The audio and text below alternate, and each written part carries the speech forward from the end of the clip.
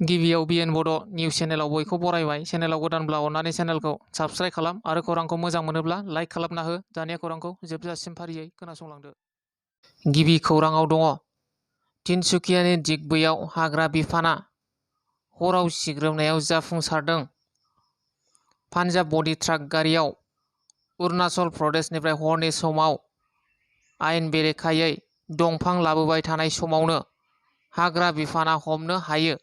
AS01 PC 6282 नाम्बारनि पान्जाब बडि ट्राकखौ आयेन बेरेखा गोबां बिबांनि दंफां लाबोबाय थानाय समावनो हमनो हादों।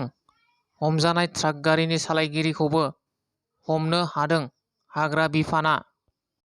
उत्तराखन्डनि हारिद्वाराव गोबां अखा हानायनि जाहोनाव दैबाना जादों। दैबानाजों लांखार जानानै आरो न'नि वाल बायनानै वालजों गोग्लैसिनजानानै गासै 3 सुबुङा अबथिरायै जिउ गोमायो। थैनाय 3 सुबुंनि गेजेराव सासे 7 बोसोर बैसोनि हिनजावसा गथ'बो दंमोन। थैनायफोरनि मुङा जाबाय फारियै सतपाल 27 बोसोर बैसोनि, अजय कुमार 27 बोसोर बैसोनि आरो आलौसा 7 बोसोर बैसोनि। आलौसाया न'नि वालजों होसिनजानानै जिउ गोमानो गोनां जादों। सावथुन नायनो मोजां मोनग्रा रायजो राजाफोरनि थाखाय गोजोनथाव खौरां। सनितपुर जिल्ला गहपुर हालामनि RS प्रडाक्शननि गोदानै फैनो गोनां गहपुरनि अनजालि आबुं सावथुननि शुटिंआ मैयानिफ्राय जागायजेनबाय। बे आबुं सावथुनखौ लिरदोंमोन राकेश नार्जारी आरो प्रडिउस खालामदों एस जकिं सन्जय नार्जारी बिथाङा। मख'नो गोनांदि बे सावथुनाव गाहायै फावखुंग्रि महरै सनिता बर' आरो फावखुंगुर महरै सन्जय नार्जारी आरो देंखोगिरि महरै सिलिता नार्जारी आरो बेयाव गोबां लोगो महरगिरि बिथांमोनहाबो मैखोमै बाहागो लादों। हारिमुखौ गोजौ फारसे लांनो नाजानाय एस जकिं बिथाङा रायजो राजाफोरखौ हारिमुखौ अनसायनो खावलायदों। खौरां बिजोंनि गेजेरजों क'क्राझार RNB सिभिल हस्पिटालाव गेदेमा रुंसारि रुपनाथ ब्रह्मनि मुसुखा बेखेवदों। गोदानै लुफुंनाय मुसुखाखौ बेखेवनानै होयो बिटिआरनि EM अरुप कुमार दे बिथाङा।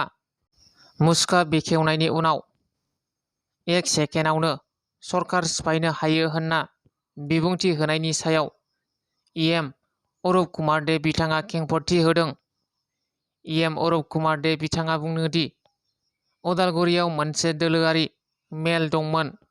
बे दोलोआरि मेलाव बिथाङा बाहागो लादोंमोन होनना बुंदों।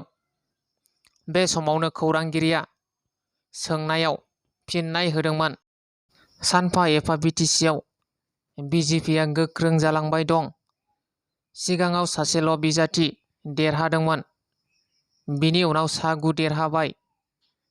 फैबाय थानाय समाव 2025 मायथाइनि BTC बिसायख'थिखौ गावबागाव दोलोआ आलादा आलादा बिसायख'थि गेलेगोन। अब्ला गोबां मासि मोननो हानायनि आसा दं आरो जों हारसिंनो सरकार खुंनो हानोबो हागौ। BJPआ गोसो जायोब्ला हायैनि बाथ्रा गैया। बिटिआरआव प्रमद बर' दैदेननाया मोजाङैनो सरकार खुंगासिनो आरो आबुङै 5 बोसोर सरकार खुंगोन होननानै बुंदों।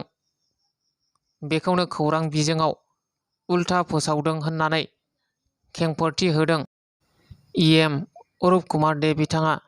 दिनैनि खौराङा बेखिनियानो।